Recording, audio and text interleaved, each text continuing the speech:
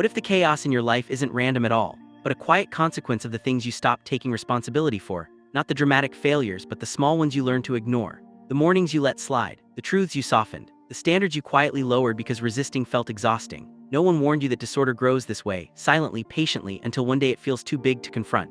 And the most unsettling part is that life is difficult. It's realizing that, on some level, you helped it become this way.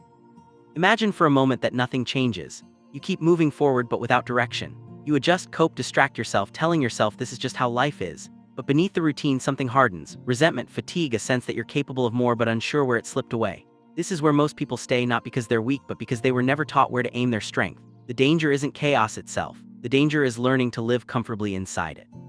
This story doesn't offer motivation or comfort. It offers something more demanding. 12 rules, simple enough to dismiss, difficult enough to transform you if taken seriously. Each one forces a confrontation with your habits, your words, your relationships, and the way you face suffering when no one is watching. Ignore them and chaos slowly takes the lead. Follow them and life doesn't become easy, but it becomes something you can stand upright inside. And once you understand why these rules exist, there's no going back to pretending you didn't see the pattern forming. Chapter 1: Stand up straight with your shoulders back. The story begins in an unexpected place, far beneath human ambition, beneath culture, beneath history itself.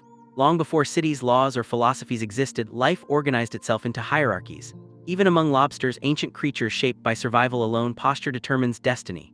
Those that lose repeatedly begin to collapse inward, their bodies signaling defeat before the fight even begins. This is not cruelty, it is biology responding to signals.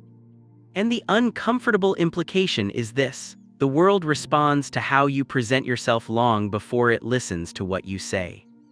Now shift that image closer to home. Think of moments when life felt heavier than usual, when setbacks stacked up and confidence quietly eroded.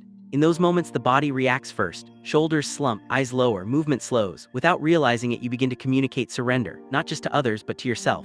This chapter argues that defeat often begins physically, not philosophically. Before circumstances break you, posture gives permission for them to do so. Standing up straight is not about dominance or pretending to be fearless. It's about signaling readiness in the face of uncertainty. When you straighten your spine, lift your gaze, and move deliberately, something subtle but powerful happens. You stop advertising weakness to the world. More importantly, you stop advertising it to your own nervous system. The body leads and the mind follows. Confidence in this sense is not a belief, it's a practice repeated long enough to become real. But the rule cuts deeper than posture. It asks whether you are willing to accept the burden of being seen. Standing upright means refusing to hide behind excuses, refusing to shrink so life doesn't notice you. It means acknowledging that suffering is unavoidable, but retreat is optional. Every day presents a silent choice: brace yourself against what's coming or collapse before it arrives. One choice invites respect, the other invites further pressure. This is where the chapter quietly challenges the reader.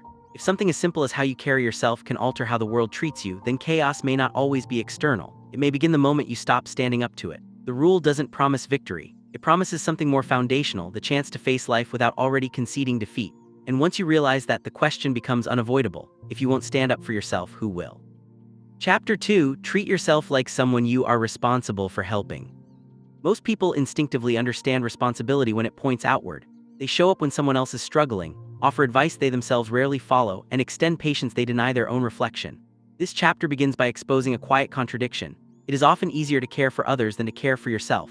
Not because you lack discipline, but because neglecting yourself feels familiar, almost justified. You become the one person whose suffering is easy to excuse. At the center of this rule is a simple but unsettling question. If you were responsible for someone else's well-being, someone vulnerable, imperfect, and capable of growth, how would you treat them? You would make sure they ate properly, took their medicine, rested when needed, and moved forward even when motivation disappeared. Yet when that responsibility points inward, it dissolves. This chapter forces the realization that self-neglect isn't humility, it's a failure of duty. The rule reframes self-care not as indulgence but as stewardship. You are not a finished product, you are a work entrusted to your own hands. Ignoring your health, your discipline, or your potential doesn't just harm you, it compounds future suffering. Small acts of care, consistently applied, become quiet investments against chaos. Responsibility here is not a burden. It is the structure that makes growth possible. But treating yourself responsibly also means refusing to lie to yourself. You cannot help someone effectively if you constantly make excuses for them. This chapter emphasizes honesty as a form of care, recognizing your flaws without cruelty, acknowledging your capacity without fantasy. Real help demands clarity. Without it, even good intentions become another form of avoidance. By the end of this chapter, the loop tightens. If you are worthy of care, then you are also worthy of effort.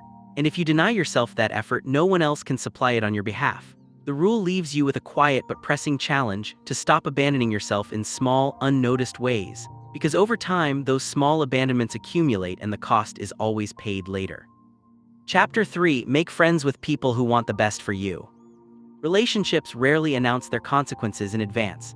They unfold slowly, shaping your habits, your standards, and eventually your direction in life.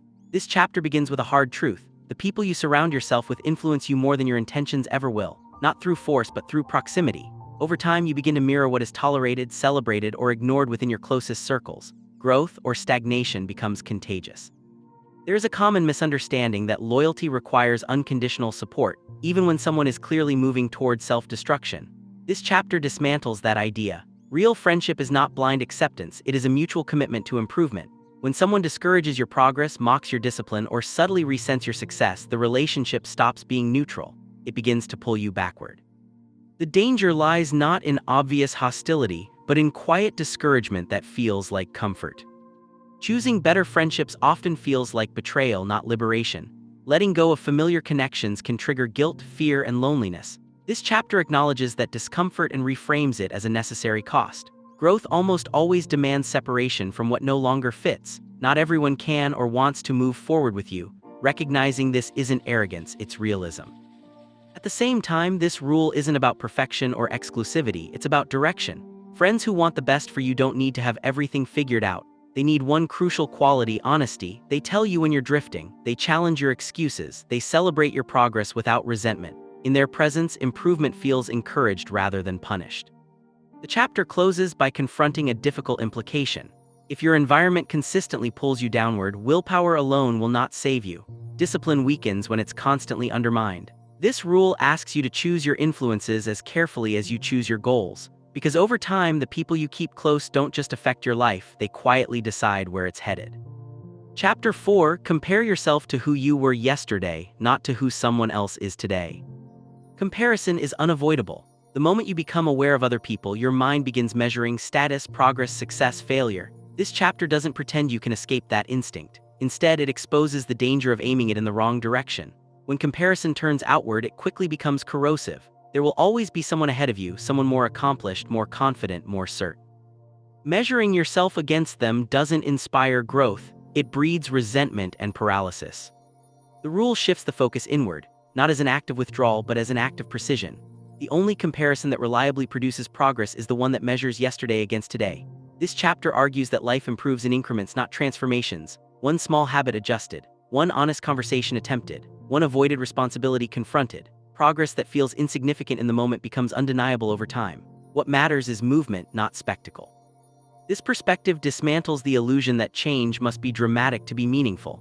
When improvement is defined by visibility, most effort feels wasted.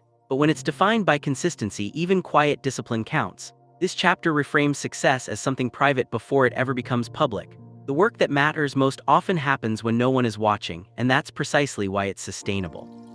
There is also a moral component embedded in this rule. Envy distorts judgment. It tempts you to dismiss your own efforts while exaggerating the ease of someone else's achievements. This chapter challenges that distortion by reminding you that everyone carries burdens you cannot see. Comparing outcomes without understanding costs is not insight, it's self-sabotage. By the end, the rule leaves you with a sharper standard. If today is even slightly better than yesterday, more honest, more disciplined, more intentional, then you are moving in the right direction. The chapter doesn't promise speed, it promises direction. And once direction is established, progress becomes inevitable even when it feels slow. Chapter 5: Do not let your children do anything that makes you dislike them.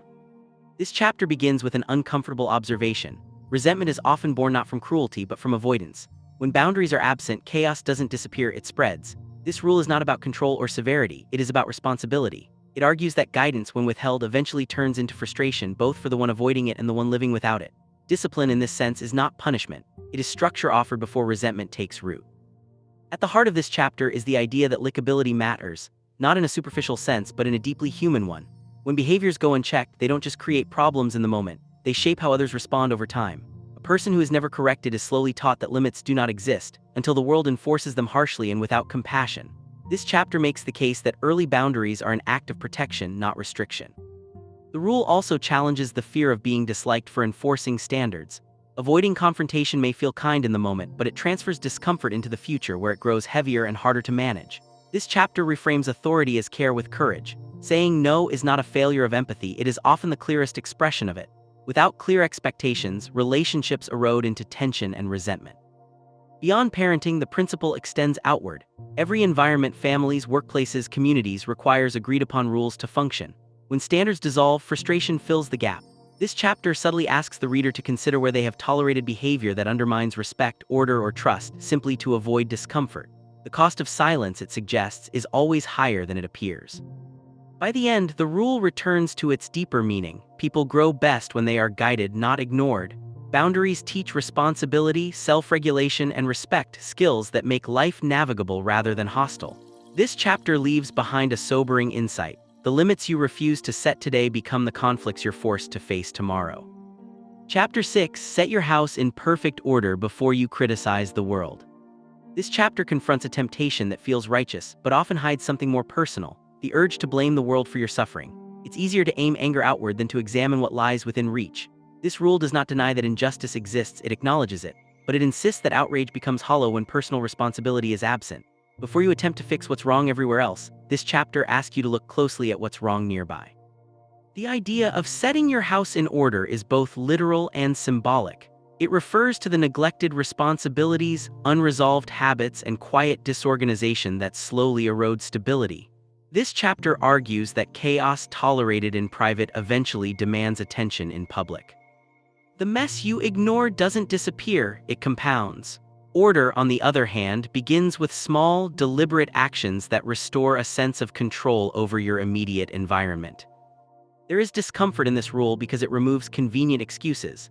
It suggests that before criticizing systems, institutions, or people in power, you must first confront your own inconsistencies, not as an act of submission but as an act of credibility. When your life is in disarray, your moral arguments weaken not because they're wrong but because they lack grounding.